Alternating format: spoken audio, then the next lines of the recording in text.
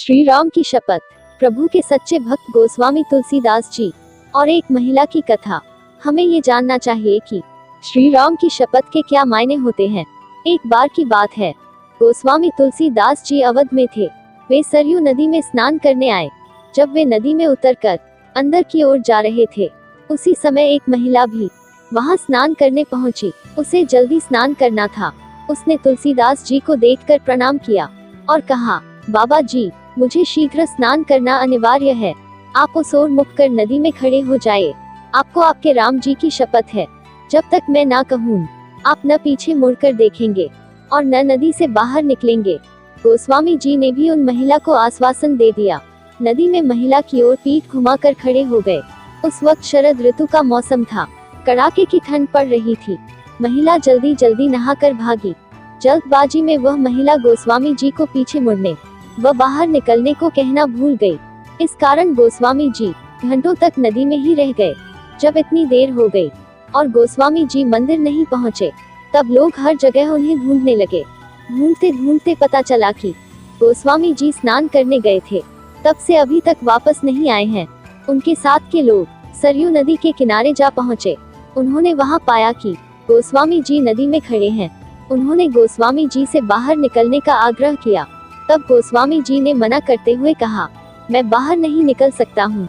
एक महिला ने मुझसे शपथ ली है, यदि वह देवी मुझे बाहर निकलने को कहेंगी, तभी मैं बाहर निकल सकता हूँ।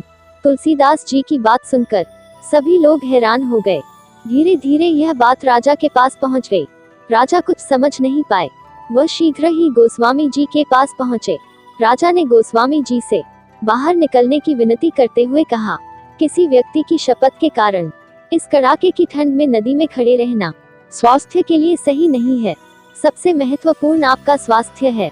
परंतु गोस्वामी जी ने उन्हें मना करते हुए बताया कि मेरे से कहीं अधिक मेरे प्रभु का नाम महत्वपूर्ण है। उन देवी ने मुझे मेरे प्रभु श्री राम की शपथ दिलाई थी।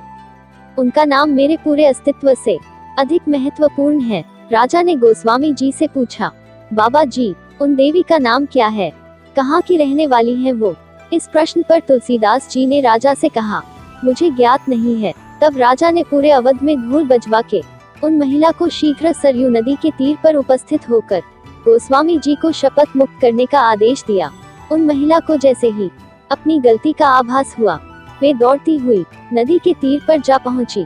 वहां हाथ जोड़कर क्षमा याचना करती हुई गोस्वामी जी से कहने लगी, बाबा जी, अब आप पीछे मुड़ सकते हैं और नदी से बाहर भी निकल सकते हैं। फिर कहने लगी, हे बाबा जी, मुझसे बड़ा अपराध हुआ। मैं दंड की भागी हूँ। यदि आपकी दया हो तो क्षमा करें। गोस्वामी तुलसीदास जी ने मुस्कुराते हुए कहा, नहीं देवी, आपसे कोई अपराध नहीं हुआ है। मेरे प्रभु चाहते थे कि मैं यहाँ एकांत में श्री सरयू जी के जल में उनकी भक्ति करूँ। मुझे ऐसा करने का शुभ अवसर प्राप्त हुआ।